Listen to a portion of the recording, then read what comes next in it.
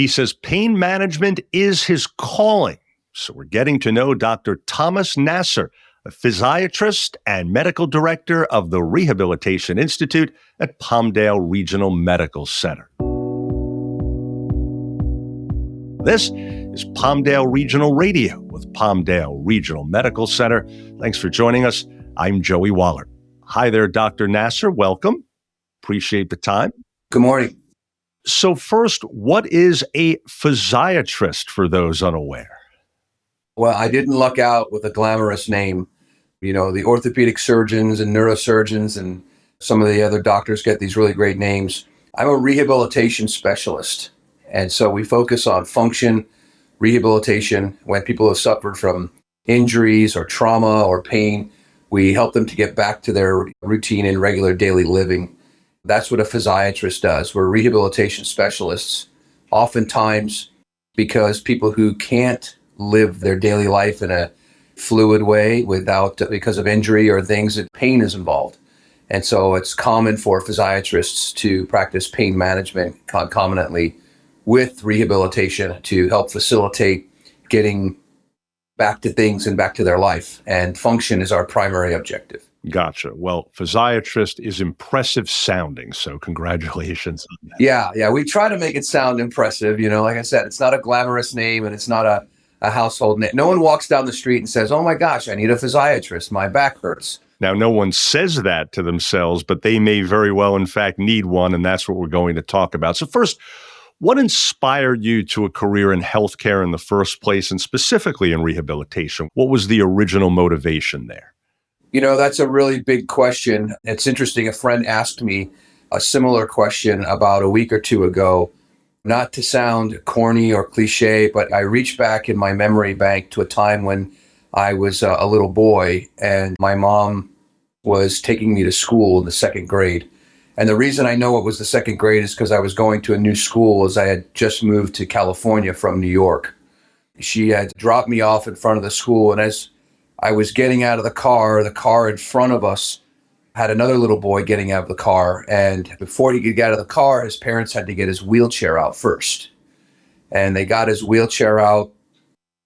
And it's hard for me to tell this story and maintain my emotions, so forgive me.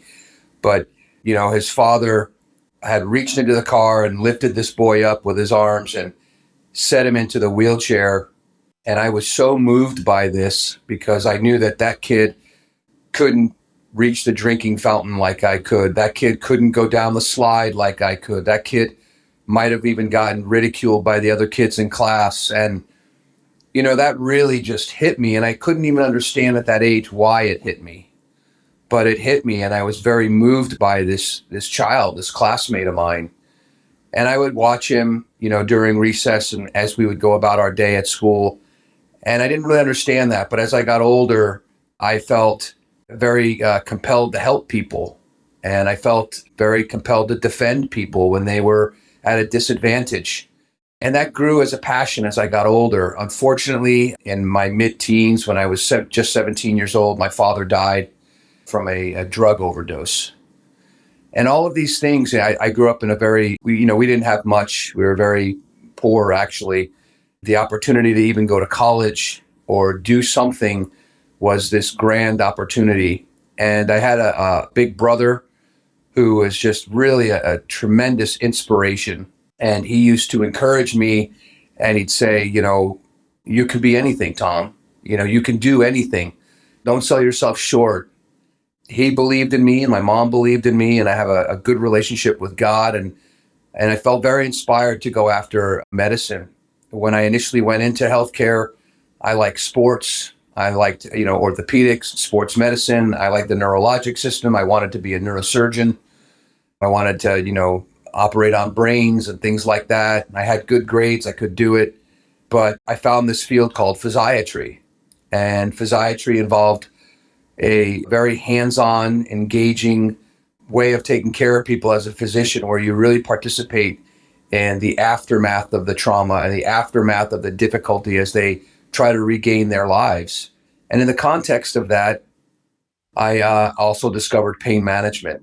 And I found that in these patients, when I'm able to control their pain, I can really help them get going and get back to what they wanted to do with their life. And that's on a wide scale, from sports injuries all the way down to brain injuries or strokes or spinal cord injuries. We have patients with major limb amputations. Having lost my father at a young age to drugs, and unfortunately, about 3 or 4 years ago, my brother, who was a big inspiration for me, to the same, I have a personal connection with that kind of a thing and rehabilitation. I have a cousin who I grew up with who's also a physician, and he's an addiction specialist. So, both from a personal and professional standpoint, and I believe in my heart I was called by God to do this. I've been put here, and that's a bit of my engine every day. I recently took a vacation with my kids to San Diego. It was a wonderful vacation, had a good, relaxing time. And, when you go on vacation, sometimes you think, boy, I want to do this all the time. I'm looking forward to retirement. And I couldn't wait to get back to work. And when I went to work Monday morning last week and I saw some patients in the hospital, I was just like, wow, I love doing this. I love helping people. There's an energy and a passion and a culture behind it that is very fulfilling for me. And I think that kind of dates back to these stories that I'm telling, and why being a physician, and particularly a physiatrist and in pain management, is just right for me. I hope that's not too elaborate or verbose of an explanation, but that's the kind of snapshot of it. Au contraire, we appreciate you sharing all of that, and how noteworthy that even as a second grader, you had that kind of empathy for that boy that led to all this. What are some of the more common conditions you treat? In physiatry, we tend to see a lot of brain and spine injury. We see a lot of sports injury. In our rehabilitation unit, we have people with strokes, spinal cord injury, amputations, trauma with motor vehicle crashes, major multiple fractures. We also see people who are ill, heart failure or breathing problems, infections or other medical conditions. And those conditions have brought them to the hospital, and they become subsequently very weak.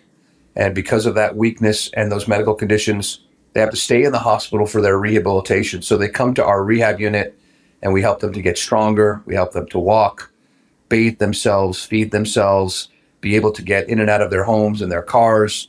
Anything that, us able-bodied humans take for granted in our regular day that can be taken from us by injury or illness, we help people regain. And so, toward that end, Dr. Nasser, how about some of the latest techniques or technology being used at Palmdale Rehab Institute? In the rehabilitation unit and at Palmdale, there are some really fantastic, exciting things we're doing. We are using AI. The AI helps us build protocols for rehabilitation. It helps us engage with the patients as well. Something that I particularly like, we do, like with our stroke patients, we do mirror therapy or constraint therapy. We do multidisciplinary therapies where the physical and occupational therapists are co-treating and working together on a patient. We're real cutting edge. We like to go after the newest technology and the newest opportunities with a lot of our patients. I'm particularly excited about a new study that has come out involving peptides. And there is a new peptide that's been discovered and being utilized in a national study for spinal cord injury. And we're trying to enroll some patients into that study. Patients can self-enroll, where they take a once daily injectable peptide. And the study is expecting and hoping that this helps people with what was previously considered permanent injury to have more of a neurologic recovery. These are all preliminary things, but I've been doing this for 24 years, and it's reason to be excited when we see these things come across and we get chances to participate in it. We're a small hospital, we're in a rural town, but, we're not too far from the big name people in Los Angeles that share these studies with us and give us opportunity to enroll patients or get involved with them. That's great. So, as you well know, patients sometimes get impatient or discouraged during rehab. How do you help motivate them? How do you get them over that hump and help them to realize that time will often be their best friend when it comes to getting better, right? We all go through storms in life, and we all go through difficulty, whether it be because of an injury or, illness and you're in the hospital, or we have personal challenges, whether they be financial, emotional, mental, whatever it is in our lives. I heard a term that's not a real term, but I'm going to use it anyways. It's called stick-to-itiveness. I love this term because I think that taking things one day at a time and appreciating the importance of that day and that time and continuing to just push through and respecting the temporary nature of the things that we're typically going through, especially with rehabilitation, is a strategy that I use to encourage and motivate patients. And I tell them things like, one step at a time, as long as we're making progress, even if it's a tiny bit each day, all of the inches add up to eventually a foot and then a yard. And then the next thing you know, you've got a mile under your belt. My cousin, who is a brilliant man, and in case he ever listens to this podcast, I want to say his name. It's Stuart Gannis. He's so smart. He works in the insurance industry as a consultant, has taught me a lot. And something he said to me a long time ago when I was facing a challenge, he said, "How do you eat an elephant?" And I had no idea what he was getting at. And he responded with one bite at a time. And I still use that. And it's true. And I tell my patients that we've got an elephant to eat. We've got a mountain in front of us. And we're only going to get through it one day at a time, one step at a time, one bite at a time. And if we really just focus on that next step or that next bite or that next piece in front of us, and we do our very best with that little piece, then we're going to be just fine. And the piece that's after that, it's not going anywhere. It'll be there when we're ready for it. And so that type of thing and that type of energy is what I try to put into my patients. I'll tell you, it's just really something that I've learned being in rehabilitation all these years is it's just fascinating to me what we are all capable of, what we are really, really capable of. And what's even more fascinating is how much we underestimate ourselves and don't realize that true potential. And I think if we can tap into that spirit in people, that God-given strength and potential that's in every one of us, and get a patient to crack it open and use that, it's amazing. Because when we have the patients that do that, and they have the support system, they have the encouragement, they have the people around them, they can open their minds and their hearts and really tap into that. It makes me look like the most successful doctor in the world, but it's not me doing it. It's just this magical energy, this thing that we are given innately inside of us. And I think we look around at our culture, and our culture tends to tell us we're not strong enough, we're not smart enough, we're not good enough, and that kind of a thing. And we need to be all these other things. But really, we have what it takes. We have what we need. We'll continue to receive what we need. It's a mentality. And, we're never going to reach heights higher than how we see ourselves in our head. So we have to see ourselves at those levels. And that means whether we're trying to conquer things in the business world or the academic world or in the health world with the types of injuries that we see and the illnesses. And so that's my most powerful tool with my patients, is really getting them to understand their potential and understand what they're capable of and reach for that. That's great to hear. So, a couple of other things before we let you go. You alluded earlier to the great vacation in San Diego with your family recently. Generally speaking, how do you spend your free time away from work? Well, I have a family that I love very much. I have three wonderful children. I have a fiance in my life. I have three sisters and my mom. My mom is 82, going to be 83 years old soon. So I love to spend time with her, and my stepdad as well. I love ocean boating, go out on the ocean. I like to go out in the water and do all the typical water sports, whether it be, surfing or e-foiling or those types of things. I'm a basketball fanatic. I can't help it. I try not to be sometimes, but I'm a crazy Laker fan, and I love to go to Laker games, and I love to play basketball, do all kinds of things like that with my kids and my family. Where I find the time to do that, I don't know, but that's the kind of stuff that I like to do.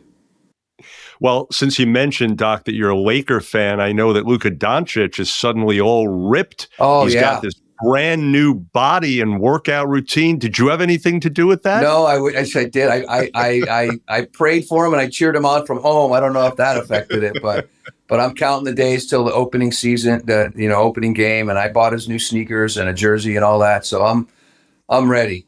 That's great. And then finally, in summary here, I'm sure there are many. Do you have one particular success story for you and yours at the Institute that best illustrates the great work that you and yours do? There are so many, but If I had to choose one, I would choose a gentleman who came to our rehabilitation unit after a stroke. And this was a very powerful guy. It was in the military and had many men at his command, still working in the military when he unfortunately had a stroke. And I didn't know this much about him until he had come to our rehabilitation unit. He couldn't walk and really couldn't speak much because of the stroke. And his wife would come visit him every day. And a couple of times she told me, my husband was very active at work. He was a very powerful man. He was able to do a lot of things. There were a lot of men that he commanded. He was very effective, and that brought him a lot of joy. And he's very sad that he can't do these things anymore. And we worked really hard with him for about a month. And my last time that I saw him at the hospital, at the rehab hospital, he didn't want to be in a wheelchair anymore. He didn't feel like himself. And his wife would come visit with him every day at lunch. And he never spoke much. The speech therapists were working with him to get him to talk, to get him to speak better. And on his last day, they picked him up out of the wheelchair. He was pointing to a regular chair while he was in a wheelchair. We couldn't understand what he wanted. And they picked him up out of the wheelchair because I figured he didn't want to be in that wheelchair anymore. And they put him in a regular chair. And his wife came and they had lunch. And our rehab unit's got this beautiful view of the valley.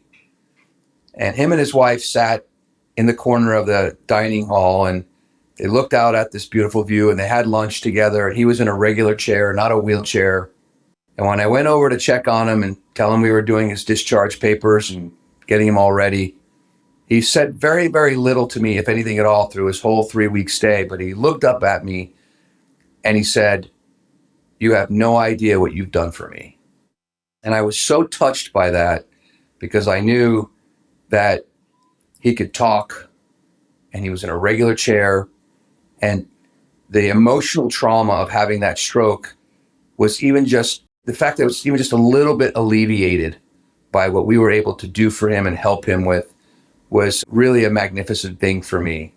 And I know it's not a story about a person who got up and ran out and played sports and their whole life was back. But for this man, being able to sit in a regular chair and have a conversation with his wife was enough to give him back a life that he really missed and made him feel fulfilled. The rest of that story leads on that he did do some outpatient therapy and he got some of his function back, not completely, but enough to go back to living his life. That story has always touched me because I do think it's the simple things that we take for granted. And when you lose those simple things, it really hits you. Well, that says it all about what you all do. And again, we appreciate you sharing that. The emotion really certainly comes through, Doctor. Folks, we trust you have now gotten to know Dr. Thomas Nasser and what a physiatrist does. Dr. Nasser, keep up all your great work. Such a pleasure to hear about your work and your interesting background. And I hope we can do it again. Thanks so much again. My pleasure. Thank you very much. Absolutely. And for more information, please visit swhpalmdaleregional.com/ARU. If you enjoyed this podcast, please share it on your social channels and check out the entire podcast library for topics of interest to you. Thanks again for being part of Palmdale Regional Radio. Physicians or independent practitioners who are not employees or agents of Palmdale Regional Medical Center, the hospital shall not be liable for actions or treatments provided by physicians.